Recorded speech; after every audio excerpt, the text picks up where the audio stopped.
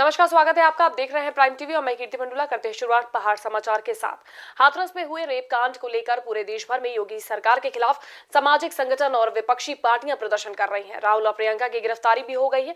इसी कड़ी में आज युवा कांग्रेस के विधानसभा अध्यक्ष के नेतृत्व में कार्यकर्ताओं ने शहीद स्मारक चौराहे पर सरकार के खिलाफ नारेबाजी की। नारेबाजी के साथ कांग्रेसियों ने कहा कि हमारे नेताओं के साथ जो हुआ उसकी हम कड़े शब्दों में निंदा करते हैं। जिला अध्यक्ष ने कहा कि हाथरस में हुई निंदनीय घटना के बाद अब देश में महिलाओं की सुरक्षा पर सवाल खड़े हो गए हैं। यूपी में इस समय जंगल राज कायम हो गया है। इसी बात को लेकर के पूरे प्रदेश में, पूरे देश में गुस्सा है और आज यहाँ पर कुत्ता भी फूंका गया है।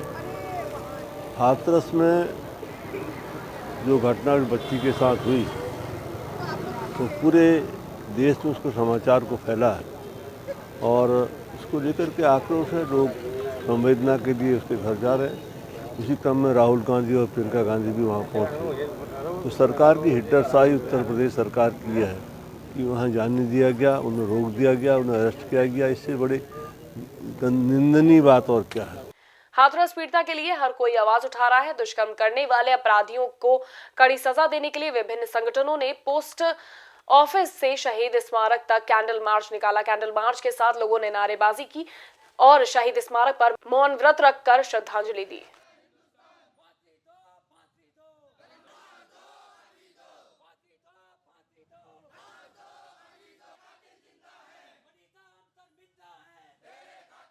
नई टिहरी के डोबरा चांठी पुल के पास गांधी जयंती पर पूर्व विधायक ने एक दिन का उपवास रखा। पूर्व विधायक विक्रम नेगी ने कहा कि डोबरा चांठी पुल 3 महीने से तैयार है लेकिन पुल को खोला नहीं गया है, जिससे लोगों को आवाजाही में परेशानी का सामना करना पड़ रहा है। इसी के साथ उन्होंने ये भी कहा पिछले 14 सालों से पुल में जिन लोगों ने टीन सेट में दुकानें लगाई हैं तत्काल उनके लिए कार्रवाई की जाए।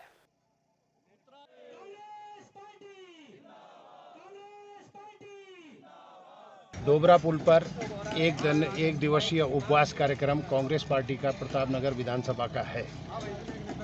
हमारा सरकार से सवाल है, आप उद्घाटन करिए, आपका स्वागत है, लेकिन प्रतापनगर की जनता की क्या खता है, क्या गुनाह है कि उन्हें पुल जब तैयार हो गया, पुल के ऊपर भारी वाहन कंपनी के आवागमन कर रहे हैं और यहाँ जो जनता के लिए नाव लगाई गई थी आर पार जाने के लिए, वो भी प्रशासन ने ऐसे समय में बंद कर दी। और कोरोना का संकट काल चल रहा है, प्रतापनगर की जनता आवागमन के लिए त्राहिमाम है। ऐसी स्थिति में हम सरकार से निवेदन कर रहे हैं कि छोटी गाड़ियों को, आवश्यक सेवाओं को तत्काल इसके पुल के ऊपर जाने आने की अनुमति दी जाए। देहरादून के तत्वावधान में IMA ब्लड बैंक द्वारा छावनी बाजार में रक्तदान शिविर का आयोजन किया गया। शिविर में लोगों ने बढ़ चढ़कर भाग लिया और 90 लोगों ने रक्तदान किया। चक्राता के थानाध्यक्ष अनूप नयाल और छावनी परिषद के सभासद कमल रावत ने भी रक्तदान किया।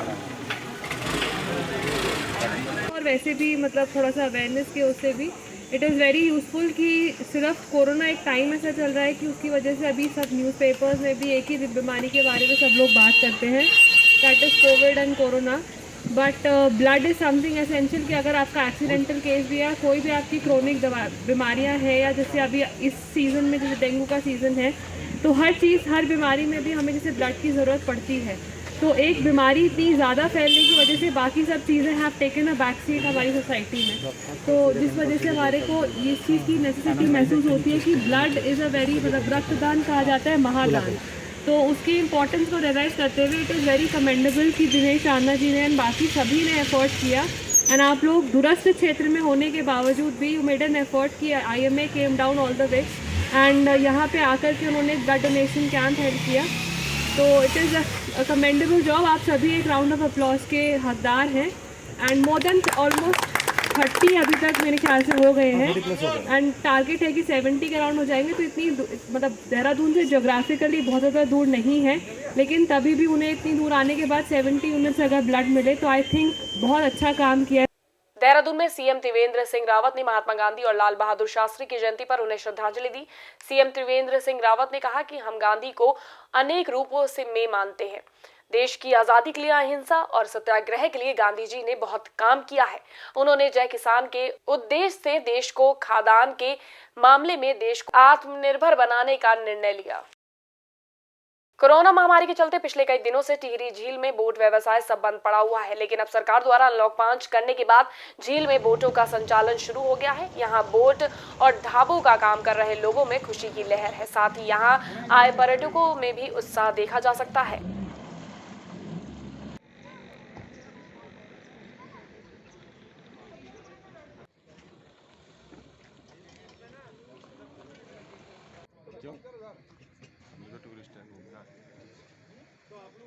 बहुत लंबे टाइम बाद 5 से 6 महीने बाद बोटिंग पॉइंट दोबारा से स्टार्ट हुआ है और कोविड-19 के बाद काफ़ी लोगों का रुझान इस तरफ आया है क्योंकि लोग घरों में रह के परेशान हो गए थे।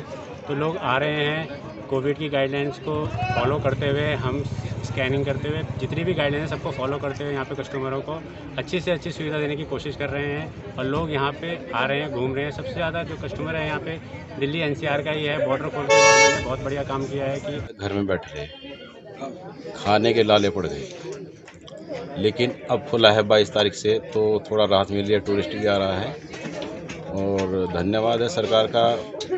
परंतु अभी भी जो है उस तरह की स्थिति नहीं है क्योंकि उधर का जो रोड बंद है आपका केदारनाथ वाला श्रीनगर से, उस वजह से ज़्यादा भीड़ है यहाँ पे।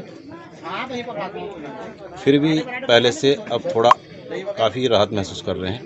जनपद टिहरी गढ़वाल के देवप्रयाग में पूर्व कैबिनेट मंत्री प्रसाद नैथानी ने बद्रीनाथ में मास्टर प्लान सहित देवप्रयाग में कुंभ मेला क्षेत्र का बजट न दिए जाने के विरोध में कांग्रेसियों के साथ संगम स्थल पर एक दिवसीय उपवास किया। इस दौरान जुलूस भी निकाला गया। हालांकि संगम स्थल पर तीर्थ पुरोहितों द्वारा इन मुद्दों को लेकर 11 दिन से शुरू किए गए धरने का समर्थन किया गया।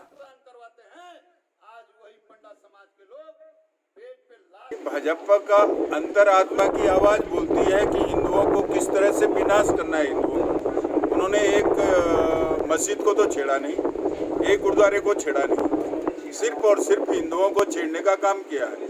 मैंने तो कल महेंद्र भट्ट जी का फोन आया था मुझे, मैंने उनसे कहा महेंद्र भट्ट जी जब भाजपा सत्ता में आती है तो ऐसा क्या उनके सर में ऐसा भूत सवार हो जाता है कि सिर्फ हिंदुओं को छेड़ना है। मैंने कहा पिछली बार जब वो सत्ता में आए थे तो बद्रीनाथ में उन्होंने अखंड ज्योत को कपाट बंद होने पे जोशीमठ लाने का प्रयास किया था और मैंने कहा था कि अगर इस तरह से अखंड ज्योत को तुम जोशीमठ ला गए तो उसके बाद में ये अखंड ज्योत तुम बम्बई भी ले जा सकते हो, हरिद्वार ले जा सकते हो, तुम मतलब इसको दिल्ली ले जा सकते हो। जब तक आप हमारा साइन बोर्ड वापस नहीं लोगे और हमारा ये मास्टर प्लान वापस नहीं लोगे तब तक हम चुप नहीं बैठेंगे। अब हमारा ये धरना चालू हो गया है और जब या इस धरने के लिए हमें अपने बच्चे भी लाने पड़े, उनको भी लाएंगे और हमसे जो कुछ होगा हम अनशन में भी बैठेंगे, लेकिन हम जब तक ये साइन बोर्ड वापस लोगे हम रोज ये धरना जारी रखेंगे। राष्ट्रपिता महात्मा गांधी और देश के पूर्व प्रधानमंत्री लाल बहादुर शास्त्री की जयंती मसूरी में धूमधाम से मनाई गई। इस मौके पर बतौर मुख्य अतिथि विधायक गणेश जोशी ने राष्ट्रीय ध्वज फहराया। साथ ही उन्होंने कहा कि गांधी ने देश को आजादी दिलाने में महत्वपूर्ण भूमिका निभाई। वहीं लाल बहादुर शास्त्री ने देशवासियों को संघर्ष करना सिखाया।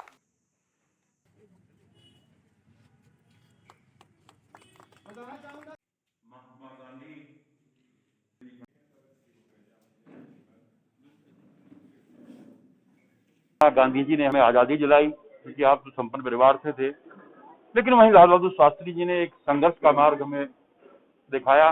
जय जवान जय किसान का आपने नारा दिया और 1962 में जो सरकार की शक्ति का परिचय आपने दिया, मैं दिल की गहराइयों से दोनों महान शख्सियत को नमन करता हूं। उत्तराखंड में नशे पर लगाम लगाने के लिए उत्तराखंड पुलिस द्वारा ऑपरेशन सत्य अभियान चलाया जा रहा है। अभियान के तहत कच्ची शराब के साथ एक महिला तस्कर को गिरफ्तार किया गया। महिला के पास से 10 लीटर कच्ची शराब भी बरामद हुई है और महिला द्वारा कच्ची शराब बनाने के लिए तैयार 300 लीटर लहन भी नष्ट किया गया है।